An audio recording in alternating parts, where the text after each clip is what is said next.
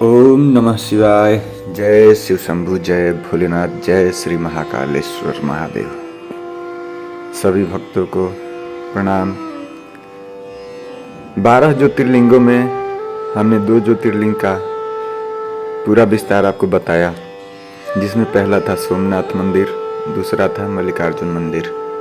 आज तीसरा बनाने जा रहा हूँ, जो है महाकालेश्वर मंदिर, महाकालेश्वर शिवलिंग।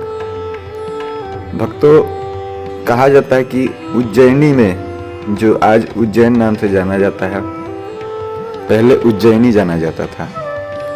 उज्जैनी में राजा चंद्रसेन का राज्य था और चंद्रसेन भगवान शिव का परम भक्त था। और शिव भक्तों में, शिव गणों में एक और भक्त था जिसका नाम था मणिभद्र, और वो चंद्रसेन का मित्र भी था। एक बार मणिभद्र ने राजा चंद्रसेन को एक अत्यंत तेजोमय चिंतामणि प्रदान की। चंद्रसेन ने इसे गले में धारण किया तो उसका प्रभामंडल तो जगमगा ही उठा, साथ ही दूरस्थ देशों में उसकी यश कीर्ति बढ़ने लगी।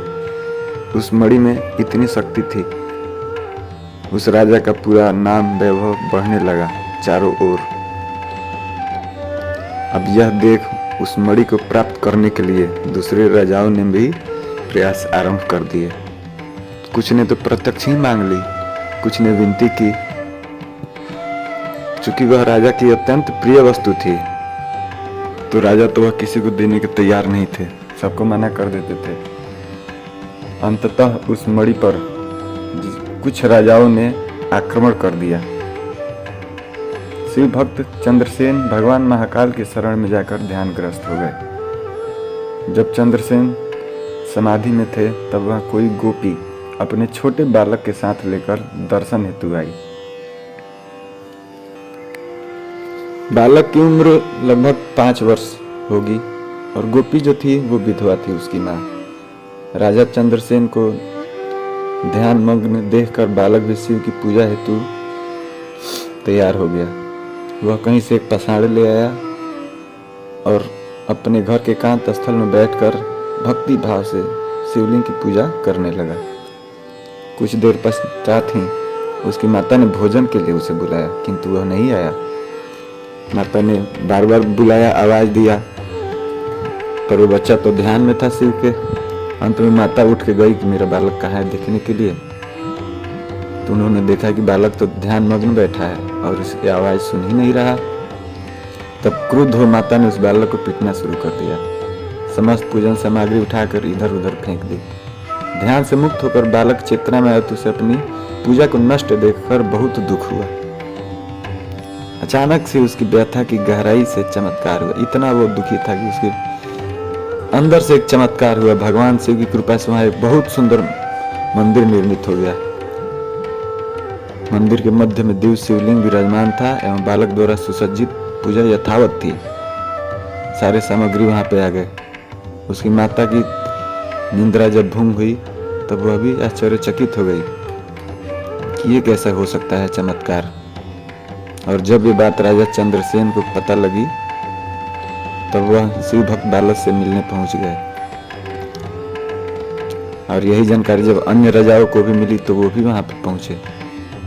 वो भी वहां पे पहुंच गए जो युद्ध के लिए चंद्रसेन को खोज रहे थे कि उसे मार दें, उसे वो मणि ले ले। वो भी वहां पे पहुंचे। लेकिन जब लोगों ने इस चमत्कार की कहानियां सुनी, सबने राजा चंद्रसेन से अपनी अपराध की क्षमा मांगी और सब मिलकर भगवान महाकाल का पूजन अर्चन करने लगे उसी जगह पे। और खास बात देखते हनुमान जी भी वहां पे पहुंच गए। उनसे भी नहीं रहा गया ये लीला देखने के लिए, वो भी वहां पे पहुंचे और उन्होंने उस बालक को अपने गोद में बैठाकर सभी राजाओं और उपस्थित जन समुदाय को कहा। वो क्या कहा मंत्र, आप सुनिए एक बार। ऋते शिवं नान्यतां गतिरस्ति शरीरिणाम् एवं गोपशुतो दिष्टया शिवपूजां विलोक्य च अमन्त्रेणापि सम्पूज्य शिवं शिवं वाप्तवान् एष भक्तवरः शम्भोर्गोपानां कीर्तिवर्धनः इह भुक्त्वाखिलान् भोगान् अन्ते मोक्षमवाप्स्यति। अस्य वंशेष्टमभावी नंदो नाम महायशः प्राप्स्यते तस्य सह पुत्रस्त्वं कृष्णो नारायणः स्वयं। तो जैसा आपने इस मंत्र को सुना, इस मंत्र का अर्थ ये है जो मैं आपको बताता हूँ। हनुमान जी ने कहा कि शिव के अतिरिक्त प्राणियों की कोई गति नहीं है।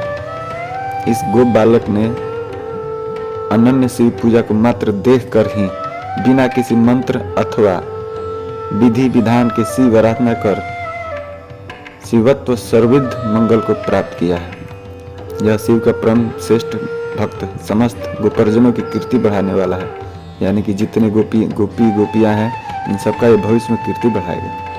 इस लोक में यह अखिल अनंत सुखों को प्राप्त करेगा, वो मरने के बाद मोक्ष को भी प्राप्त होगा। इसी के वंश का 8वां पुरुष महायशस्वी नंद होगा, जिसके पुत्र के रूप में स्वयं नारायण श्री कृष्ण नाम से प्रतिष्ठित होंगे। कहा जाता है कि महाकाल भगवान तभी से उज्जैनी में स्वयं विराजमान है। हमारे प्राचीन ग्रंथों में महाकाल की असीम महिमा का वर्णन मिलता है।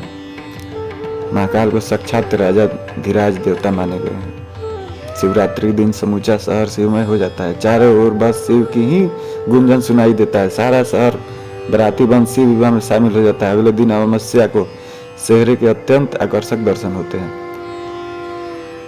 नयन विराम राज सज्जा के बीच एक उत्सव धूमधाम से संपन्न होता है। भगवान शिव की यह नगरी शिव भक्ति रस में आंकट डूबी नजर आती है। भगवान शिव को वहां पे और भी नामों से जाना जाता है। स्वयंभू, भव्य और दक्षिणामुखी, देवाधिदेव, महादेव, भूत भावन, अवंतिका नाथ, ऐसे ऐसे नामों से वहां पे जाना जाता है। तो ये है शिव भक्तों महादेव की तीसरी शिवलिंग महाकालेश्वर शिवलिंग का संपूर्ण वर्णन। आपको अच्छा लगा हो तो लाइक कमेंट जरूर करें, और जो इससे पहले जो हमने 2 शिवलिंग के बारे में चर्चा की है उसका वीडियो भी मैं डिस्क्रिप्शन में डाल दूंगा, आप उसे अवश्य एक बार देख लें। और कोशिश करें कि एक से शुरू करें और पूरा 12 जान जाएं, क्योंकि एक देख के दूसरा देख के कुछ छोड़ देना सही नहीं होगा। देखे तो 12 ज्योतिर्लिंग का पूरा जाने ज्ञान। आज का ये तीसरा का हो गया, अगला हम चौथे का डालेंगे। तब तक बोलिए ओम नमः शिवाय। जय शिव शंभु, जय भोलेनाथ।